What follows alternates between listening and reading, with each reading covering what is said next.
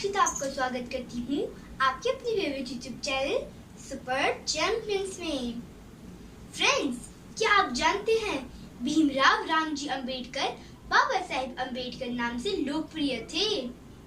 वे भारतीय अर्थशास्त्री, राजनीतिज्ञ और समाज सुधारक थे।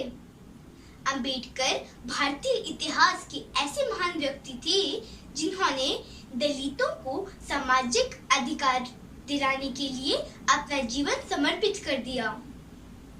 आइए जानते हैं बाबा साहेब अंबेडकर के 20 अमूल्य विचार।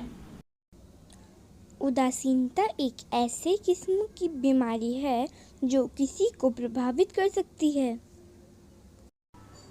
यदि हम एक संयुक्त एकीकृत आधुनिक भारत चाहते हैं तो सभी धर्मों के शास्त्रों की संप्रभुता का अंत होना चाहिए। जो कौम अपना इतिहास तक नहीं जानती है, वो कौम कभी अपना इतिहास भी नहीं बना सकती है।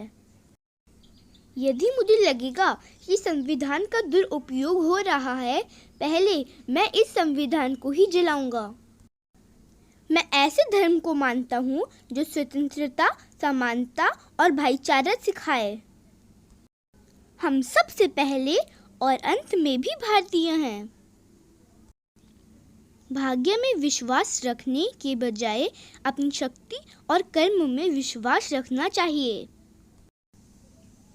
बुद्धि का विकास मानव के अस्तित्व का अंतिम लक्ष्य होना चाहिए। जब तक आप सामाजिक स्वतंत्रता नहीं हासिल कर लेते, कानून आपको जो भी स्वतंत्रता देता है वो आपके किसी काम की नहीं। जीवन लंबा होने की बजाय महान होना चाहिए। एक इतिहास लिखने वाला इतिहासकार सटीक, निष्पक्ष और ईमानदार होना चाहिए। समानता एक कल्पना हो सकती है, लेकिन फिर भी इसे एक गवर्निंग सिद्धांत रूप में स्वीकार करना होगा। हिंदू धर्म में विवेक, कारण और स्वतंत्र सोच के विकास के लिए कोई गुंजाइश नहीं है। एक महान आदमी एक प्रतिष्ठित आदमी से इस तरह अलग होता है कि वह समाज का नौकर बनने को तैयार रहता है। पति पत्नी के बीच का संबंध घनिष्ठ मित्रों के संबंध के समान होना चाहिए।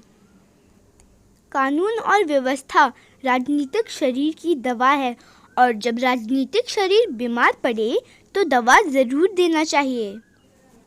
समाज में अनपढ़ लोग हैं, ये हमारे समाज की समस्या नहीं है, लेकिन जब समाज के पढ़े लिखे लोग भी गलत बातों का समर्थन करते हैं और गलत को सही दिखाने के लिए अपने बुद्धि का उपयोग करते हैं, यही हमारी समाज की समस्या है। हर व्यक्ति जो मिल के सिद्धांत की एक देश दूसरे देश पर शासन नहीं कर सकता को दोहराता है, उसे ये भी स्वीकार करना चाहिए कि एक वर्ग दूसरे वर्ग पर शासन नहीं कर सकता। इतिहास बताता है कि जहाँ नैतिकता और अर्थशास्त्र के बीच संघर्ष होता है, वहाँ जीत हमेशा अर्थशास्त्र की होती है। निहित स्वार्थों को तब तक स्वेच्छा से नहीं छोड़ा गया है जब तक कि मजबूर करने के लिए पर्याप्त बल न लगाया गया हो। मनुष्य नश्वर है, उसी तरह विचार भी नश्वर है। एक विचार को प्रचार प्रसार की ज़रूरत होती है, जैसे कि एक पौधे को पानी की, नहीं तो दोनों मुरझाकर मर जाते हैं। धन्यवाद। अगर आपको हमारी वीडियो पसंद आई हो तो प्लीज हमारे चैनल को लाइक, शेयर एंड सब्सक्राइब कीजिए। तो मिलते हैं अपनी अगली वीडियो में। तब तक के लिए बाय बाय।